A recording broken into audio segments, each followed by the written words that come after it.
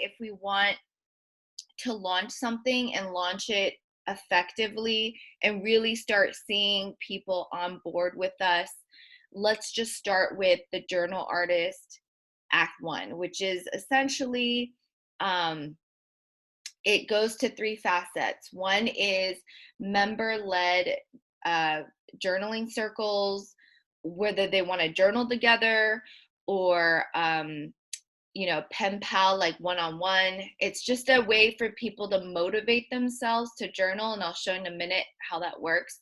The second one is a literature groups, which will help people really utilize the producer's playbook as a textbook manual to help them walk through the grieving process and understand, or hopefully understand, the bigger picture of their suffering. It's about transforming their suffering into their creative expression. So we're going to focus on the first 4 chapters in Act One. There'll be journaling in the first person. So this is really going into Freud's id, Carl Jung's shadow work, journaling in the first. And then third, it would be the Resonate editing workshops, which is also member-led. And that's going to be where we're going to bring a lot of value, but I really feel like Resonate editing is what makes our Journal Artist program different than other journaling programs out there, because we have this ability to really honor 1 Corinthians 13:12, for now we see a reflection as in a mirror. So the idea of just highlighting parts that a kindred stranger from halfway across the world could identify with is so liberating. So that said, let me just show you how it looks on the front end. You are not yet able to see this because I still have to figure out how, so this is members only page. So, so I'll just show, we'll go over it and then I'll show you how to get in a minute. So this is what all the journal artists will see in Act One. We're only launching Act One as of right now. There's 4 ways of journaling. Journal alone. If they click on it, it goes directly back to the landing page, the love story. Journal with the pen pal. If they click on this, it goes to the Slack channel that it goes to a page on what is a pen pal, how to find one, and then it goes to the Slack channel, which we created inside the Love Story Slack channel. So essentially the Love Story Slack channel will just start growing. And we're just going to create these little channels that are specific. So this specific channel will go towards people interested in finding 1 or more pen pals that they want to, it's kind of an accountability buddy, to just, hey, I'm looking for a pen pal. Or they could read other people's journal entries. We'll talk more about that. I mean, I feel like this is just the prototype, but this is the idea of a pen pal. People just feel more comfortable just with one other person they want to open up with. That's fine. Journal online together. That's another option. And this is group online. So I created a video that allows people to create a journaling circle online and then list it in our Google Calendar, because once they sign up as a member, I'm going to add them as an admin to our group calendar, and they could just easily add it on. So this is the how-to on that. And again, I'll give you access to all this and you could take a look and really go through this. So they can find an online journaling group or lead an online journaling group. And these are the steps on how to do that. And this is our group schedule. So once they add a meeting time, if they don't find one that works for them, they could just start one, right? And we might have some basic one sheet on how to lead a journaling group. This is inspired, honestly, by what helped me these past 5 years of my life in recovery, in adult supported anonymous recovery groups. It's just member led and it's so casual. There's no like dictator out there telling us what to do. It's so healing, honestly. And I want to recreate that for young folks in college communities and also beyond, hopefully international. Any questions so far? Good? Yeah? Okay. I just assume we're all good because the mic's muted. All right. So the next thing I want to show you is journaling together in person. Annalyn suggested last week when I previewed this to her is having like a box at the bottom of people with ideas, new ideas, and also people who want to record their journaling circles and submit a sample of what's working for them so we can add that to our promotional. Journaling in person is going to be pretty fun, I hope, because this is where people get really creative. These are all just lesson plans, if you will, of how to facilitate a 40 to 60 minute journaling group that you could host in your living room or in a dorm, in a cafe, in a co-creative workspace. If you're working, let's say, for a company, it might be their conference room. It's just for people that want to hold space and just continue the journaling momentum. And each of these are just some ideas. And what I hope for in the future is more members will start creating their own curriculum and adding it. And this will eventually be a list of just awesome curriculum ideas for people to download and try out in their own respective groups. So there's that. So yeah, this is all on the landing page, right? This is the member, this is the journal artist community at large. And then as we go down here, this will be Act 1's. We're only accountable for discussing the first 4 chapters of the producer's playbook. As some of you, both of you know, it's pretty deep. And so there's a lot that can be broken down and discussed peer-to-peer. And I would invite them to highlight parts that they could resonate with and share with someone else why they resonate with it, how it applies to their personal lives. I'm not quite sure whether or not I want to put an official workbook. I don't think so. I think that's a lot. So I'm just going to show you what this looks like. So this entire landing page is dedicated to the first 4 chapters of the producer's playbook. I even put together an audio. I read out the first 4 chapters, and then there's some videos that I created. I'm probably going to delete this, download chapter 1 workbook. I don't know. We'll see. I don't have anything written in terms of that, but people could start their own reading group so they could read it together and highlight together, or they can use this time to share what they've already highlighted. It's completely up to them. Chapter 2, chapter 3, and chapter 4. And these are also connected to a specific Slack channel on our website, on our community, and then back to homepage. Oh, sorry, this is the old page. Gotta redo it. Anyway, all right, so the third part of our membership program is the resonation. So in this, if you click on this, it'll show you what is resonating. I use some of our examples, so some clips where Annalyn, myself, Katie have resonated together. I use that as an example. It's pretty much an explainer video on what it is. So what is resonate editing, why it matters, what the editors acting as a mirror. This shows you how to set up, select, and share your journal entry.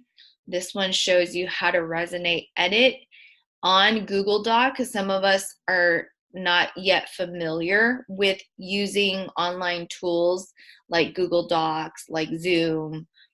So this is really explaining how to, how to resonate edit. Like, click on the right hand side, editing becomes suggestions. Where does the highlight icon happen on Google Doc, and how do you highlight in real time when someone's reading it? This is more on shadow work. So why do we resonate edit? What is the difference between an alchemized shadow and a noble shadow, and why that's important in our in when we're writing out our truths in fiction? Because we're really writing so we can de-alchemize the life lie, and so we could get back to the noble truth. And from the noble truth, the truth will set you free. That's our assumption on faith, that this is what will really happen in our lives. That once we get down to the ugly truth or the good truth, whatever, it doesn't matter, as long as it's the truth, that we are set free from it haunting us over and over again. So it's the idea that the truth will set us free. And it really talks about how to contain the shadow. It really focuses on the divine feminine in terms of like what is the spiritual resurrection of the phoenix, which goes back to the producer's playbook. What is spiritual warfare? How do we defeat dragons even though dragons don't technically exist? That's a Neil Gaiman quote. And this just goes a little bit more into detail of what a shadow is, and in that way, truths also reverse curses. So why is that important for us? Going back to Act 1 again. All right, so then now we have the Resonate editing workshops. So they can lead a workshop, attend, or just resonate with a pen pal. So lead a workshop, for example. Why resonate edit? It's just to repeat why we do it. And really, Act 1 focuses on the true and false passions, right? Because sometimes we don't know. Like, that's my personal story. I sometimes I don't know if this fire inside my heart is like out of revenge or redemption. I really don't know sometimes, especially if I'm in it. So journaling helps me discern where my actions are and how that relates to my true and false passions. And really, like, as some of you know, I published like all my a lot of my journal entries, and in it I really got to see my false passion. It's all there. It's all in my writing. And so I'm very aware now of like when it comes up, when it flares up. And that's really powerful, self-awareness. And what I hope to help others do in the writing process is self-awareness, because that's the first step in reversing a curse, is the exposure of the life lie and being aware of it, right? And that is in honor of Eve when she first fell and exposed the deception of the snake. The snake deceived me. Like, that's the first exposure, and that's the mirror for the snake to become self-aware of his intention. It's actually deception. It's like, oh, I'm aware now. It's a shock, but I'm aware. And so what we want to show people in the resonation process is the self-enlightenment, self-awareness process in the passion. And again, this goes back to just grunt work. This is all grunt work. Like lead a resonation workshop, attend a resonation workshop. But it's good grunt work, and it'll lead to things that are miraculous. So yeah, lead, attend, find a pen pal. All right, and then we have our rule. Our one Fight Club rule is you don't reveal what parts are nonfiction and what parts are fiction. I feel like this is the rule that really sets the foundation for our work in transformation. It has to be private yet shared. I know it's paradoxical, but the way it's set up, Fight Club, we don't talk about Fight Club. Our journal entries, we all just say it's fiction based on a true story. All of ours is just all fiction. That's it. That's it. And then we did partner up with one, I would say one educational company that I'm very proud of. I'm very selective as to who Love Story partners up with, because I want to make sure we curate the best of best quality for our clients. And so Masterclass is pretty much the only partners we have in this educational circle.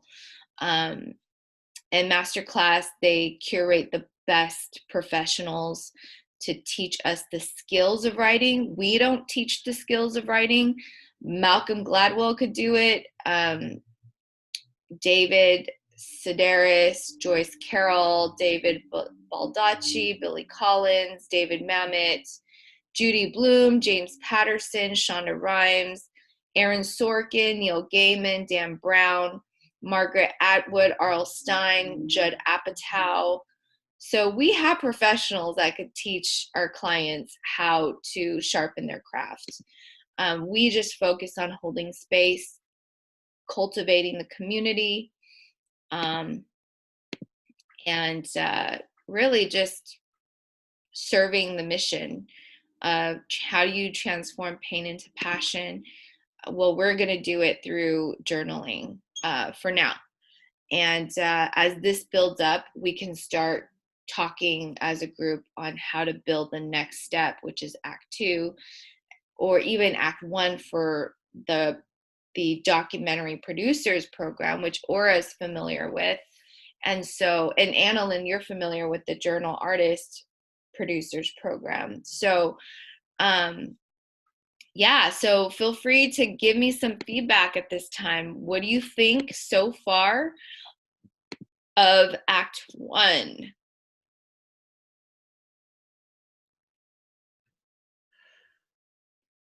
I think that's fantastic. Sorry, Zion's right here, so if he's been a little upset.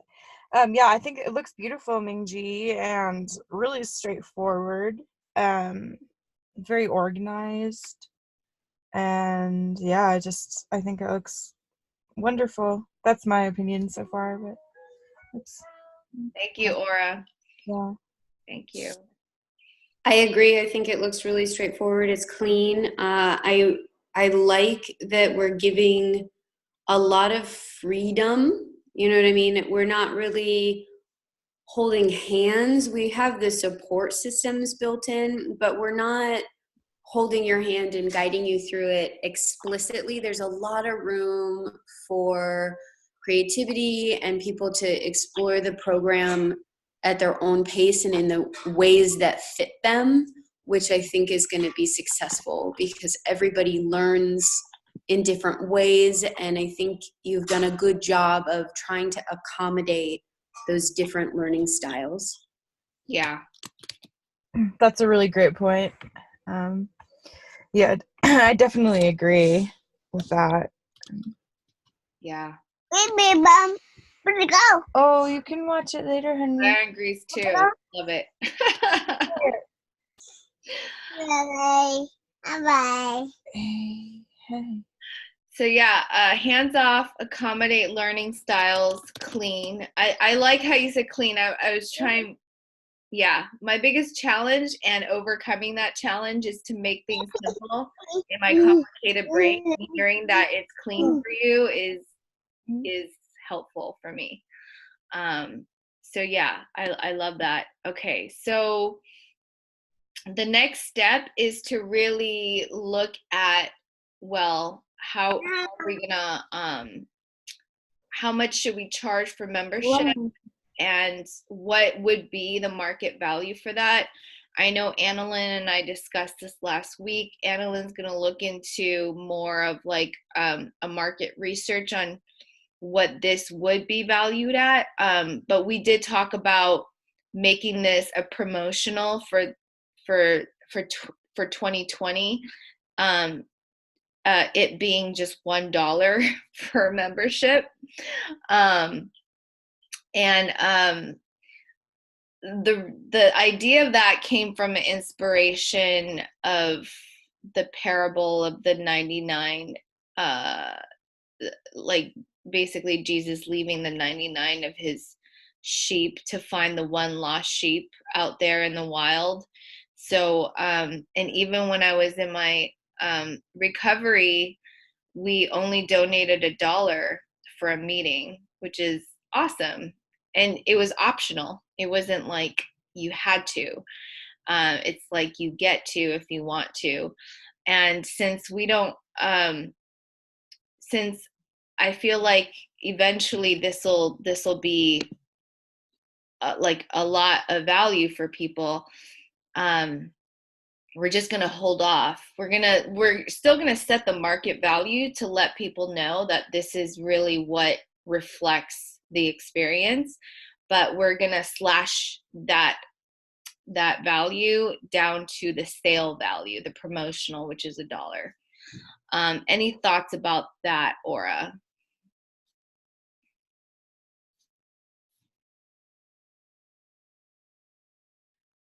Or Annalyn? What do you think about that, Annalyn? I know we talked about it, but just wanted to hear your feedback. I still agree. I'm interested to see what the market value is.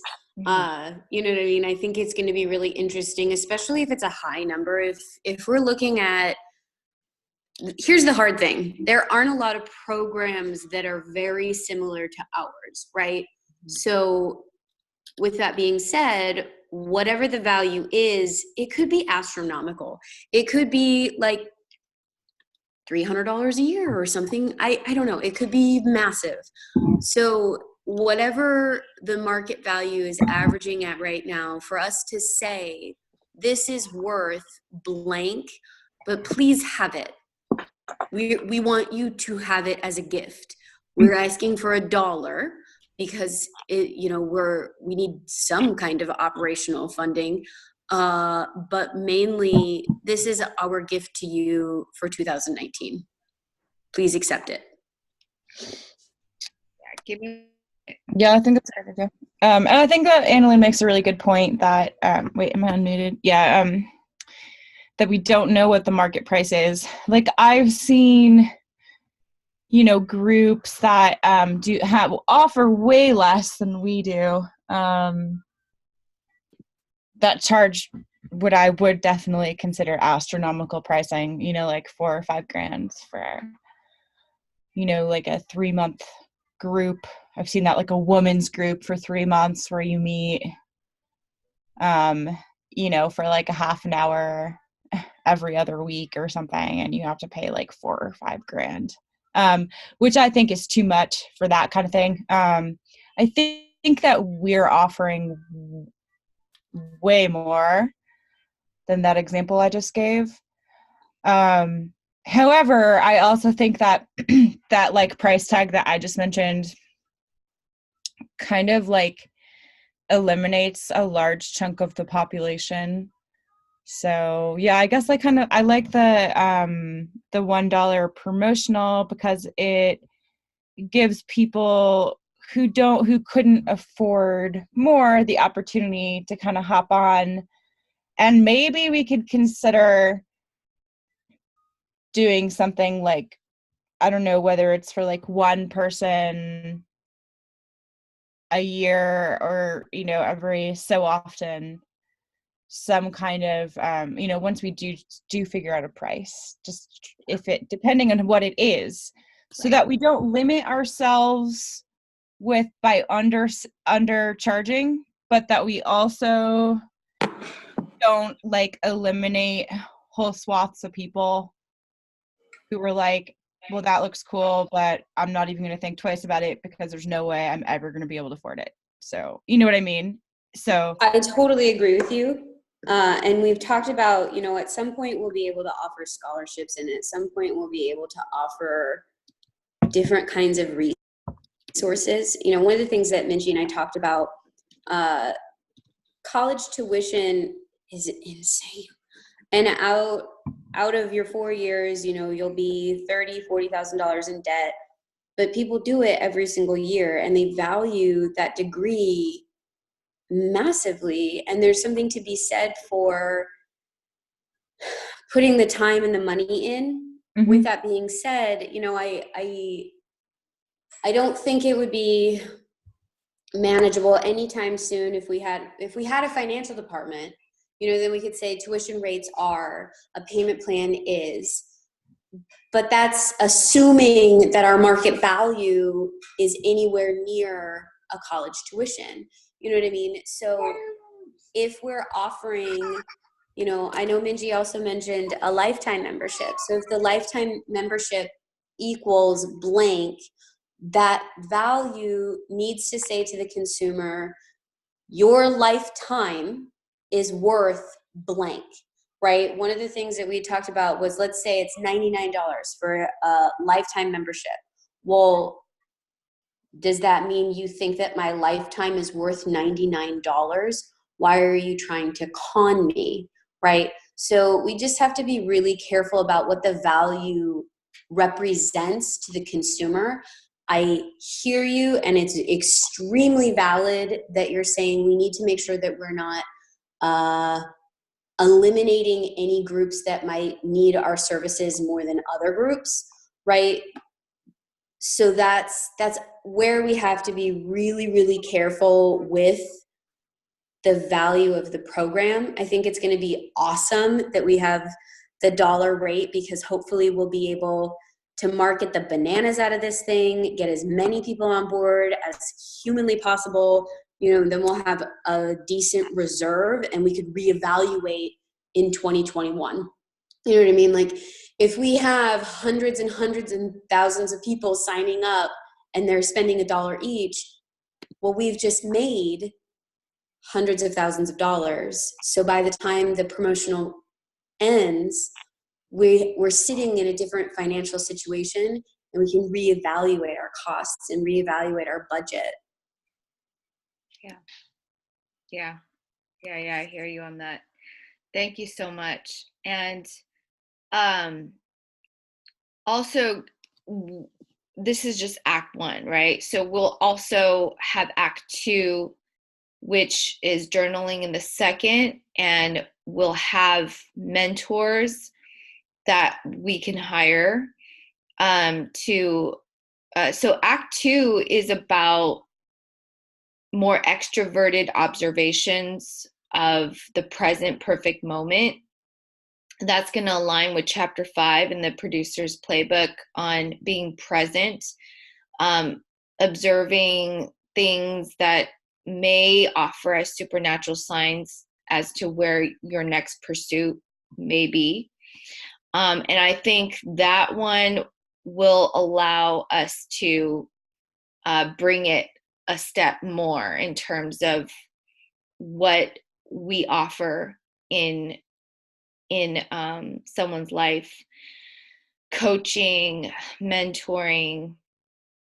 And then Act 3 will be journaling in the third person, and that one will also include editing packages, publishing packages, perhaps promotion. I don't know yet if we want to take on PR and marketing for our authors, our journal artists, but that's something we could later discuss.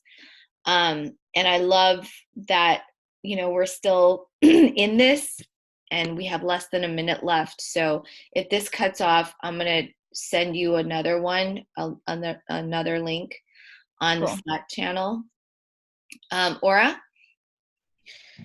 No, I just wanted to agree. I just wanted to just quickly just say I agree with what we've both said so far. Sorry, I've been muted. So. Oh, it's great. And we'll talk too about, so once we set up the vertical for the Journal Artist Producers Program, we could later translate that to the Documentary Producers Program. And then we're going to start seeing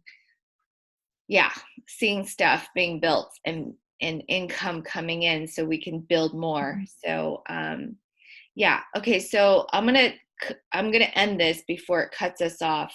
I'm gonna send you another link, okay, and we'll talk more about next steps. Sounds good. All right.